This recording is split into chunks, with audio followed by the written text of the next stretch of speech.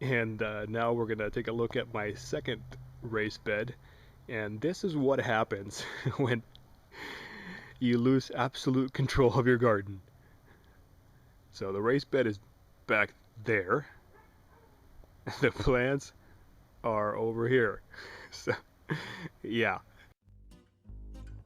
Just another day, just another day. I'm here where I belong.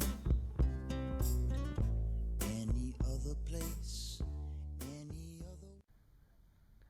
August 22nd, 2012, and this morning we're going to do a little update on my second and third raised bed projects I built. This is my third little project here. I guess it's kind of an experiment. I'm trying to combine a fruit orchard and a vegetable garden all in the same little area, and I'm trying to do that by adding as much um, nutrient material as possible, or I guess the richest type of material along the bed here. I've added some really good compost I made, some worm castings, and pretty soon I'm going to be adding some rock minerals. So, uh, and hopefully the trees and the vegetable plants will have plenty of nutrients to grow and grow from. So let's go over what I'm doing here. And what I'm doing is I am combining things like this peach tree here. Underneath is several varieties of different types of plants. I have peppers, snow peas, sugar snap peas. I have cucumbers. I'm also growing lettuce, which are barely tiny little sprouts at this time. I just threw some seeds down, and we'll see what happens.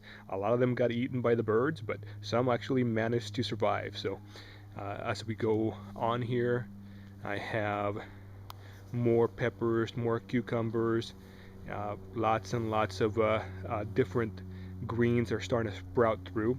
Give you a little close up.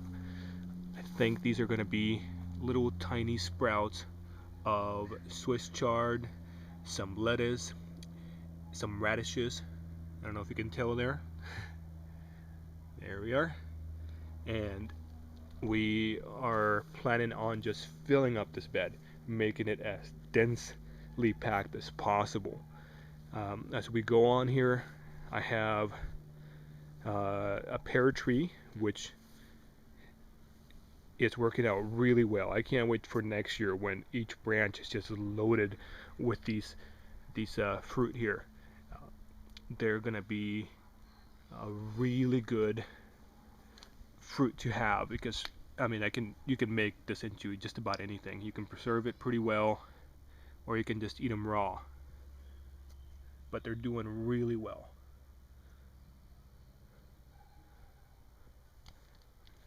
Three different varieties on this tree. Actually, going back a little bit here,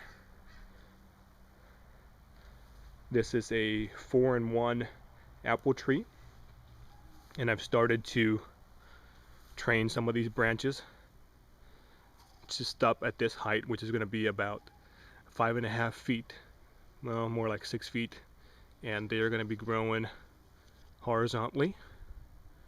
I've been training each branch to do the same thing here, and it seems to be working pretty well. But I guess the true test would be whether they produce fruit or not. That'll be for next year. And going along a little bit down to the corner here, I have a lot more beans and sugar snap peas and more cucumbers, and now we're getting into my strawberry patch. I'm hoping to fill this entire area with strawberries as soon as I get some more compost ready, and I'll fill up that little area there in the corner. But I'll have lots and lots of strawberries, and the empty box there, that's a space for another tree, possibly a plum or a cherry. And then I'll add one more tree right over there on that side. I'm hoping again to fill up the entire area here with as many vegetable plants as possible. It seems to be working so far. I have lots of cucumbers coming in. just about everywhere. I've already harvested about 8 of these off of these little tiny plants. I mean, they're only 3 or 4 feet long at the most. Some of them are only about 2 feet tall, 2 feet long, and they're already producing some pretty good sized cucumbers. The last tree here is my Asian pear, and yeah, this is one thing I learned about fruit trees that have just an enormous amount of fruit on it. Definitely have to thin these out, otherwise they will mature at this size here, which is not bad. I mean, you can just take one off, I guess, and take it right off the tree, this size, and it's already ripened. You know, it tastes really good. You can actually just eat the entire thing, seeds and all, since the seeds are so tiny. You chew right through them. And I'll give you a look along the back side of this raised bed. I left just enough room, about 2.5, 3 feet of room in the back to walk between the fence and the trellis. And what I'm doing in the back here, I'm growing some sugar snap peas, beans, some corn, cucumbers. Hopefully they'll utilize this trellis and grow as tall as possible. But I have about 40 or so sugar snap peas and snow pea plants, I guess it would be vines, that are growing all along here. Lots of cucumber plants also. They're only, oh, this is only about 1.5 feet long, but yeah, got some cucumbers going.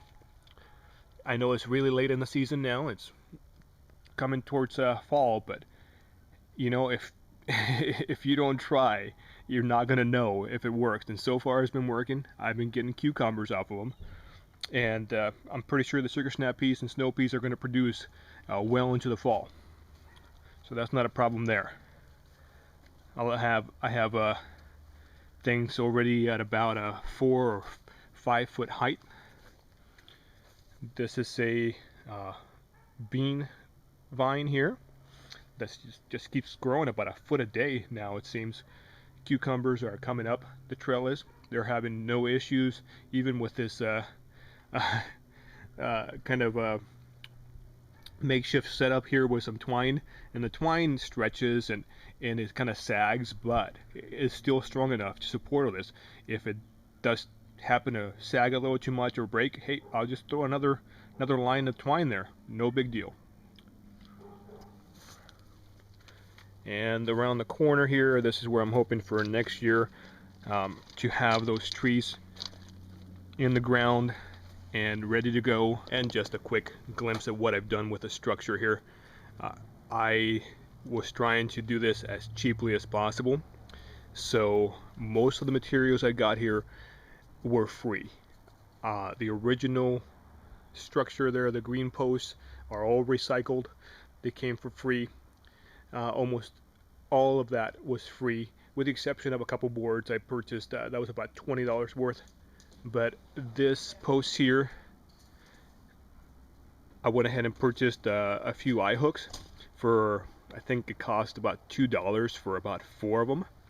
And I went to a Walmart, found these green cables here, and they're actually dog runs, so you could tie your dog down and he can have access to the whole yard while still being tethered.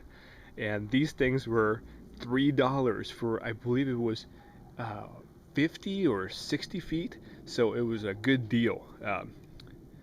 I bought one of these and it was enough for the whole structure. So for roughly about $5, you know, so far it's working pretty good.